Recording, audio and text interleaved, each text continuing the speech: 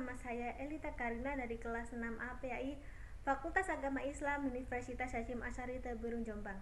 Pada video kali ini saya akan berkolaborasi dengan teman saya Siti Nuronia dan akan sedikit membahas tentang ice breaking.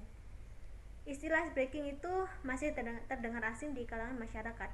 Padahal kegiatan ice breaking itu sering digunakan dalam kegiatan forum pendidikan maupun training dalam pekerjaan.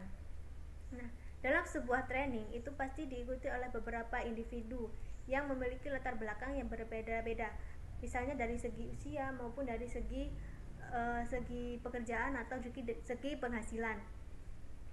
Nah, maka dari itu terjadilah beberapa suasana yang membuat hubungan individu dengan individu yang lain itu menjadi beku. Maka dari itu ice breaking ini bertujuan untuk memecahkan kebekuan antara satu dengan yang lain, sehingga mereka bisa saling mengenal, bisa saling mengerti, dan bisa saling interaksi dengan satu dengan yang lain.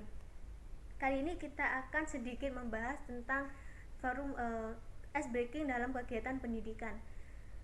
Dalam kegiatan pendidikan itu ice breaking biasa digunakan dalam seperti pada masa orientasi siswa maupun kegiatan pramuka. Pasti teman-teman gak asing dong dengan kegiatan pramuka. Nah, dalam kegiatan pramuka itu biasanya ada beberapa permainan seperti tebak kata, terus seperti tebak angka atau tebak gerakan. Nah, tebak angka, kegiatan seperti tebak angka, terus tebak lagu itu itulah yang dinamakan dengan ice breaking.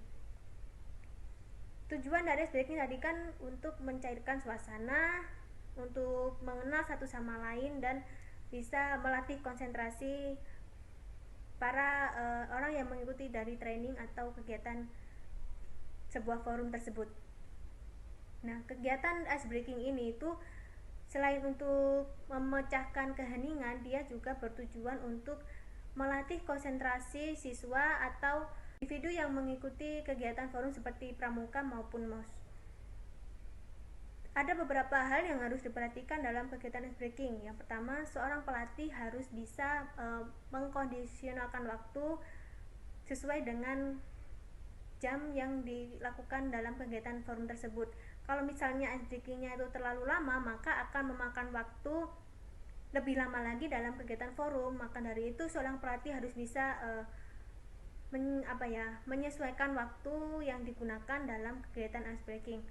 Yang kedua, pelatih harus bisa memberikan sisi positif atau segi positif dalam kegiatan ice breaking. Misalnya dalam kegiatan ice breaking itu seorang pelatih harus seorang pelatih harus bisa membuat suasana tersebut menjadi lebih fresh dan lebih semangat. Jangan sampai seorang pelatih yang memberikan materi ice breaking itu membuat siswa lebih jenuh atau lebih monoton dalam kegiatan forum. Maka dari itu beberapa hal itu penting dalam kegiatan ice breaking. Beberapa hal harus bisa diperhatikan seorang pelatih dalam kegiatan ice breaking. Mungkin itu sedikit pembahasan ice breaking atau pengantar ice breaking dari saya. Selanjutnya akan dijelaskan oleh teman saya Siti Nuronia. Assalamualaikum warahmatullahi wabarakatuh. Saya Siti Nuronia dari Prodi Pendidikan Agama Islam Universitas Hasyim Asy'ari Teburung, Jombang. Di sini saya akan melanjutkan penjelasan dari teman saya Elita Karina yang membahas tentang ice breaking. Tadi sudah dijelaskan oleh teman saya pengertian dari ice breaking, apa itu tujuan, manfaatnya ice breaking. Nah, kapan ice breaking itu harus dilakukan, bahkan wajib untuk kita lakukan? Ice breaking dilakukan ketika peserta didik mengalami rasa ngantuk, bosan, jenuh, dan hilangnya motivasi pada peserta didik ketika pembelajaran sedang berlangsung. Ice breaking dilakukan agar dapat meningkatkan semangat kembali para peserta didik untuk melanjutkan pembelajarannya. Ice breaking bisa dilakukan dengan cara simpel, Yang pertama, dengan meminta para peserta untuk berdiri di posisinya dengan menggerakkan seluruh tubuhnya atau dengan diiringi irama atau nyanyian. Yang kedua, bisa dengan menggunakan tepuk tangan. Tepuk tangan dengan bernyanyi atau dengan diiringi irama. Nah, cara dua tersebut bisa dilakukan dengan waktu 5-10 menit. Jadi tidak perlu khawatir dapat memotong proses pembelajaran yang sedang berlanjut. Jika ada waktu yang longgar atau luang yang panjang, bisa dilakukan dengan cara ice breaking games. Di sini saya akan mencontohkan games virtual maupun non-virtual. Kenapa ice breaking virtual dilakukan? Karena di masa pandemi seperti ini pembelajaran banyak yang dilakukan secara online. Yang pertama, saya akan memberi contoh games yang offline terlebih dahulu. Games yang pertama yaitu tepuk tangan. Games tepuk tangan ini mempunyai 4 kategori, yaitu pagi, siang, sore, dan malam. Maksudnya bagaimana? Ketika saya bilang pagi, yaitu tepuknya 1 kali. Ketika bilang siang, tepuknya 2 kali. Ketika bilang sore, tepuknya 3 kali. Dan jika bilang malam, tepuknya hanya setengah. Kenapa setengah? Karena malam waktunya orang tidur. Nah, contohnya pagi, pagi, siang, siang, malam, malam, sore, pagi. Nah, seperti itu contohnya. Games yang kedua yaitu gerakan dengan disertai bernyanyi. Bagaimana gerakan tersebut? Nah, gerakan ini terdapat 4 gerakan, yaitu memegang kepala, pundak, pinggang, sama lutut. Dengan diiringi nyanyian Balonku Ada 5. Boleh lagunya diganti dengan lagu apapun, namun kalau Balonku Ada 5 kan semuanya pada hafal ya. Nah, ini ada cuplikan contoh dari games tersebut ketika saya dan teman-teman saya mengisi di suatu pelatihan organisasi. Panitia yang di sini bisa ikut memperhatikan ya. 1, 2, 3. Balonku ada 5, rupa-rupa warnanya,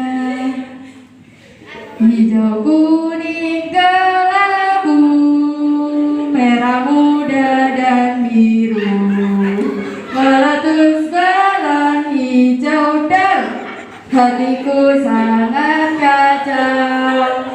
Pintar-pintar, tepuk tangan buat kalian.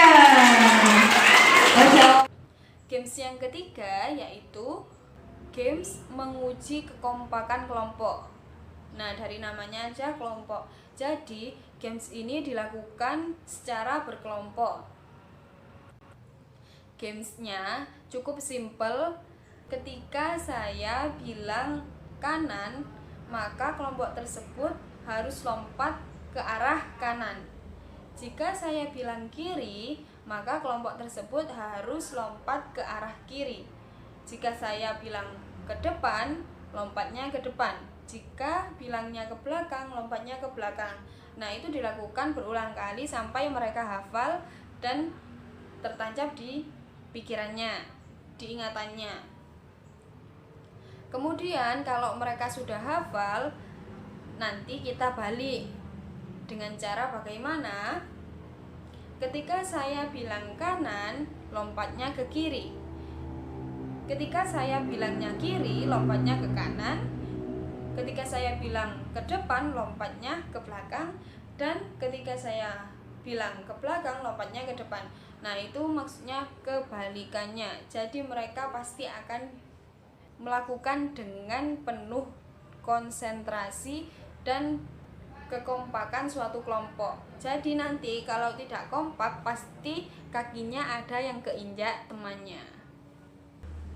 Ini ada cuplikan contoh games tersebut.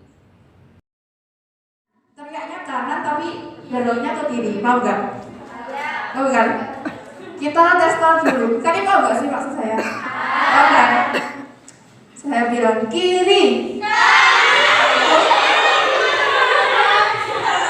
Kalau saya bilang kiri, sama teriaknya kiri tapi ke kanan. Pokoknya orang saya kayak ulo, berarti gak kompak. Kudu kompak ya, jaga kekompakan. Oke, persiapkan. Maju kiri.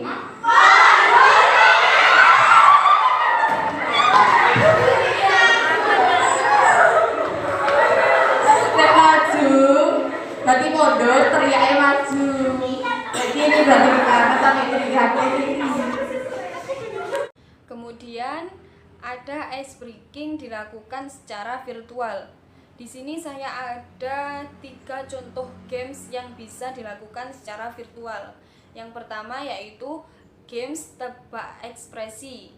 Nah, ini dilakukan ketika pembelajaran melalui Google Meet dan sebagainya, yang pembelajarannya bertatap muka namun online. Contohnya tebak ekspresi ini dengan melakukan menutup muka menggunakan kedua tangan kita. Kemudian peserta disuruh untuk menebak ekspresi kita. Yang kedua ada games tebak bibir. Nah, tebak bibir ini maksudnya bagaimana? Tadi yang tebak ekspresi kan menutup muka dengan 2 telapak tangan. Nah, ini menutup bibir kita dengan 2 telapak tangan juga. Namun bedanya di sini menebaknya dengan bibir yang sama. Jadi menebaknya bukan dengan kata-kata, bukan. Seperti halnya saya tutup gini, ekspresi saya apa? Senyum, bukan. Tapi dengan menirukan bibir saya yang tertutup oleh tangan. Gitu. Games yang ketiga yaitu foto bareng. Foto bareng ini dilakukan dengan cara screenshot HP ataupun laptop. Foto bareng ini berbeda dengan yang lainnya.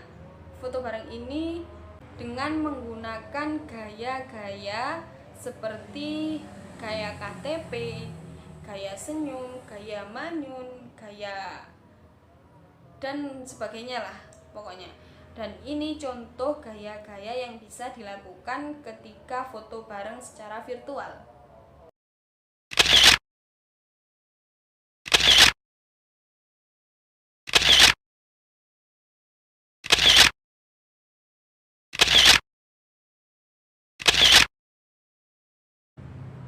Sekian penjelasan dari kami, semoga bermanfaat.